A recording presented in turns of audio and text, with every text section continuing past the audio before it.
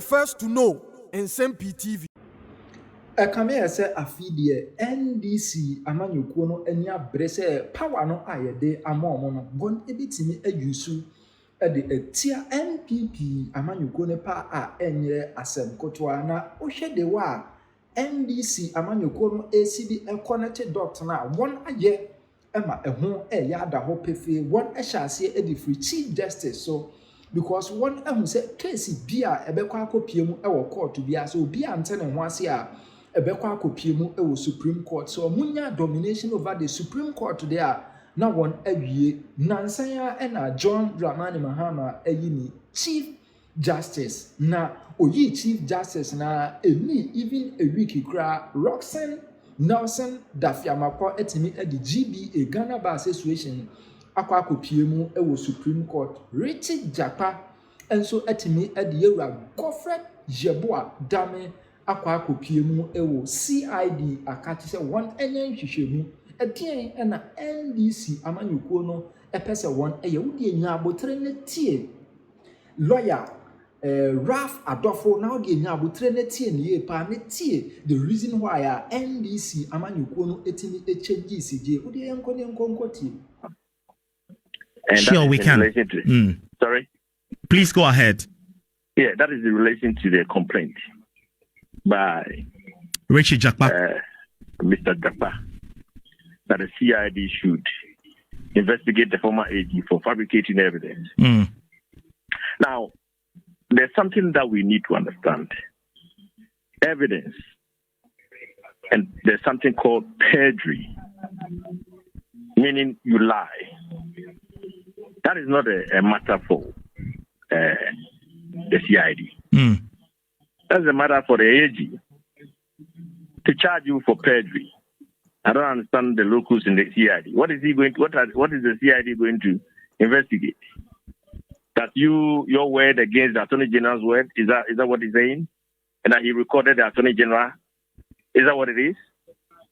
I think this country, I think the NDC is going rogue, and I think we have to stop. But lawyer, is the CID not an investigative body and can investigate? Because he says that he has more damning evidence. And can the CID investigate that since they are an investigative body?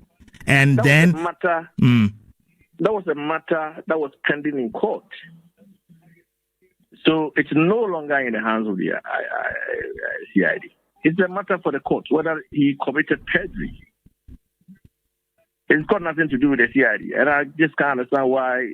And I made my statement. And this is going rogue. They think they now have succeeded in removing the CJ. So they can just do whatever they want. And I'm saying that's wrong. Lawlessness is going out and he has to stop. Or they have to stop. Now, he himself works in an institution called BNI or National Security. So they say they themselves cannot investigate, but have to refer it to the CID. Is that what he's saying? I mean, this country is just going nuts. What's going on? We have to call these people to order. The country doesn't belong to one party. The country called Ghana belongs to all of us. And you think you have succeeded in removing the Chief Justice, and therefore you can now do whatever you want. Is that what you want to bring this country to? Lawyer, to move away from the way they are going. I'm just curious, and I want to find out to what extent is a former Attorney General subject to a disciplinary action under the Legal Professional Acts and related rules. That is a different matter from what is being pursued now. If we feel that he has violated the code of our conduct, that is our ethical rules. That's a different matter. That's a matter for the General Legal Counsel. The CID has no locus in honesty or dishonesty of a lawyer. CID has no role. They have no locus standard to come in within the, we have our own rules and ethical conduct. That is a different matter. So if you feel, and I know this matter has been done and beaten up long time ago. This matter happened And I think it was in the media everywhere. So now, why now? You ask yourself, why now? Why did Jakpa do that last year? Why? If you know a wrong has been committed, you almost immediately do what you have to do. You don't go to sleep and think, now is the time for me to do it because it's a payback time. See, this is all there is. It's a payback time. They think that he feels that he was wrongly prosecuted, and therefore he needs to pay back on the Attorney General. But he's forgetting that the Attorney General was doing his job as the lawyer for the state, as a lawyer for the country.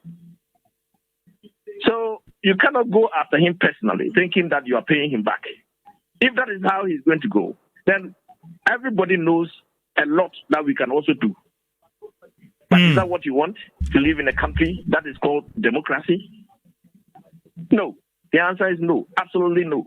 And I think the NDC has to come back from the way it's going. It's going rogue, and it has to stop.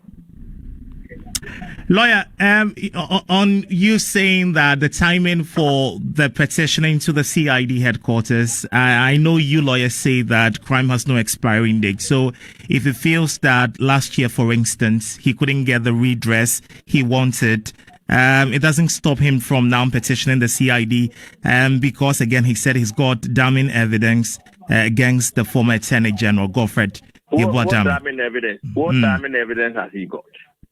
And how is it that he could not get redress last year? Did he make the complaint and the complaint was ignored? Is that what he's saying? You see, you have to understand that these guys are just political. They think they have the power, so they can do what they want. And I'm telling you, they don't have the power. This country was not given to them to come and demolish everything. No. We voted for them to come and make our lives better. Now, this Jakpa is going to people's houses, left, right, and center, searching, and he's still not satisfied. Now he's going after somebody who was doing his job. You see, the job that the former Attorney General did was as a lawyer. He was not a police officer. The evidence that was given to him was presented. If you feel that he compromised in his job as a lawyer, we have a different forum to go and complain. This has got nothing to do with the CID. Why are you bringing the CID in? You see, it tells you that they think they have the power, so they can abuse it anyhow. But they should remember that one day they may not be in power, and some person may also want to use the so-called power or the 2 million that they do have now. How are they going to take it? And you see, when you are a citizen of a country, you have to remember this. When it's allowed to be done to the poorest person, and you turn a blind eye as if you haven't seen it, tomorrow it may happen to you. And there'll be nobody there to defend you. That's why we are all saying that behavior has to stop. Weaponizing institutions against political opponents is wrong. It should not be encouraged, and I think he should be called to the order. The president should call him and say, look, you are disgracing this country too much, and it must stop.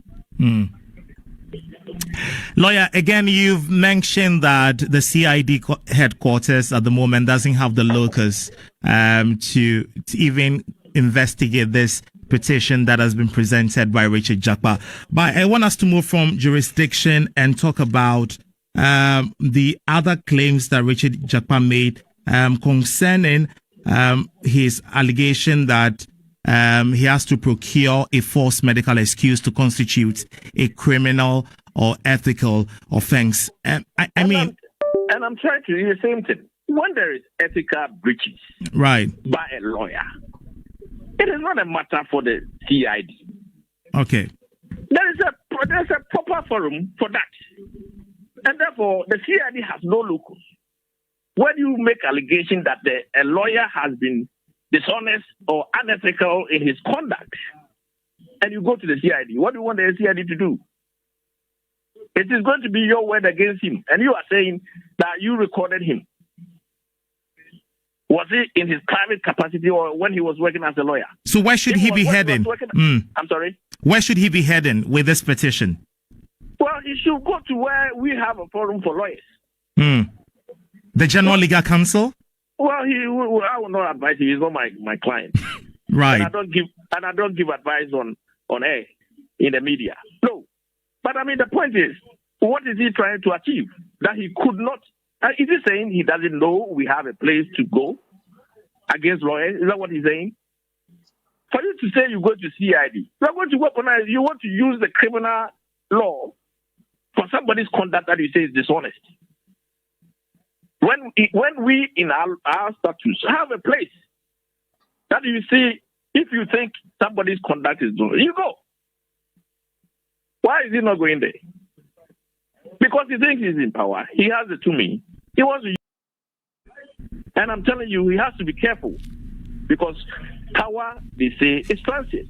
Tomorrow, if somebody else will come and start to use it, are we going to be able to tell the person that person should also stop? That is where we are. Because tomorrow, somebody may want to use it against him. And people like me who will say, no, you can't do that to our citizens, who will be in trouble because it will be difficult for us to do that. Because you have done it before. And that's why we are saying, don't do it. Don't do it. So tell him, I say he shouldn't do it. Do you think that this petition that has been filed by Richard Jakpa has any potential of, hurting the image of the former Attorney General, Godfrey? Well, look. I don't want to get into the political aspect or the ocular, the way people look at things. I think it's better we tell ourselves as citizens that we have rules that we do business in this country. If you want to go and damage somebody because you think he wrongly prosecuted you, that is not the way you should go. And I think sometimes you shouldn't even be doing things like that. Because even the Bible says, vengeance is not mine. You leave it. Because the moment you do that, the tick for tat will never end. And you don't want to live in a country where somebody comes and the person is also coming after you. Do you want to do that? No. But if somebody has clearly committed an offense, that's a different matter. But for example, somebody has clearly stolen our money. You cannot let the person off simply because the person is your political ally. No. You let the law work. But not when somebody like this complaint that you are saying he told you to lie and so on. All of a sudden, CID should come in and do what? Do they have the locus? Is that your job? Tell him to give us a break. Filed by, or that has been filed by Roxin Mapo and the others. I think my conclusion on that is it is the entity that existed at the time that was recognized in the Constitution. And that entity at the time was the Ghana Bar Association. It's like the person, when I say the person, the artificial person that existed at the time was the Ghana Bar Association that was recognized in the Constitution, not just the name. And therefore, his references to the name is just wrong. And similar, I can give you an example. My name is Kwame Adofo. Tomorrow I can come and say, I call myself Abu Buzanga. I'll still be recognized as a lawyer, even though I was admitted as Kwame Adofo. Tomorrow I call myself Abu Buzanga. I'll still be recognized as a lawyer. You know why? Because it's not the name that is admitted. It's the person that is admitted. That is why Nanado Dankwa is still recognized as a lawyer, even though he was not admitted as Nanado Dankwa.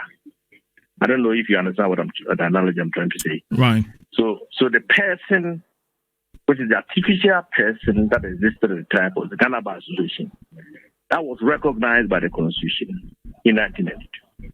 It's not the name. And therefore, those who are going to challenge only the name, they're just clearly wrong, because you don't challenge the name, you challenge the entity that existed. So that's why I was giving you that example, that it's the person that is admitted and not the name. You can call your Ghana Bar Association, can tomorrow change its name it will still be recognized in the Constitution because it was recognized at the time as an entity that existed.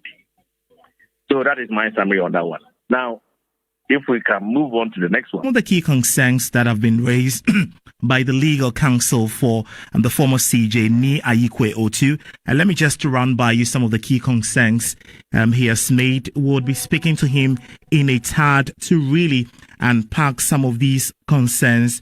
He may concern about procedural lapses under Article 146, including failure to serve her with the prima facie determination and non-consideration of her team's legal submission. He also talks about executive overreach with the removal of the Chief Justice, which extended unconstitutionally and from the Chief Justice position to the Supreme Court judgeship. I beg your pardon. He speaks about suppression of evidence such as audited financial records and long-standing judicial policy on travel allowances. Then he speaks again on pending litigation before the Supreme Court and the ECOWAS Court. And if you remember, the former Chief Justice went to the ECOWAS Court to seek some redress, and we don't know what has happened to that. Lawyer Ay3de to be able to provide some clarity on that if they're finally and throwing in the towel with all the legal redress they are seeking to get. As part of the key concerns, he also mentioned constitutional danger, which probably will set a precedent of removing a Chief Justice under questionable grounds that could reduce judicial independence to the mercy of political actors. So those are some of the claims that he has made, and we'll be speaking to him very, very, very soon. And on, he still refers to the Chief Justice, the recently suspended Chief Justice, as Chief Justice of the country, when clearly he has been removed from office by the president. Well, thankfully, lawyer, a very senior lawyer, and of course, lead counsel for the recently removed Chief Justice, Gertrude Arabatokonu, Ay3de, joins us via Zoom for this conversation. Lawyer, a very good morning to you and many thanks for your time here on the Asase Breakfast Show.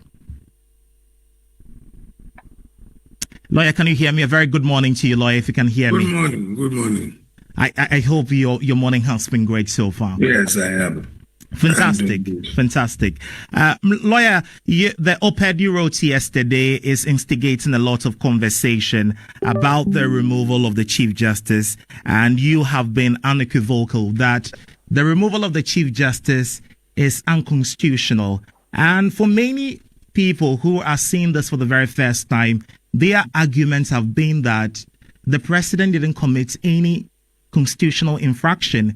Actually, or in fact, the president followed through, laid down procedure to successfully remove the Chief Justice from office. But you don't think so. What is your justification? Well, thank you. Well, I think the point we are making is that the Constitution makes provisions for what ought to be done. But when those provisions themselves are not followed, both in the letter and the spirit, then it will amount to an unconstitutionality. Yes, there is Article 146, which makes provision. What it requires is that there must be a petition. So the president receives the petition, he refers it to the Council of States, and then a prima facie determination should be made. Those who are not lawyers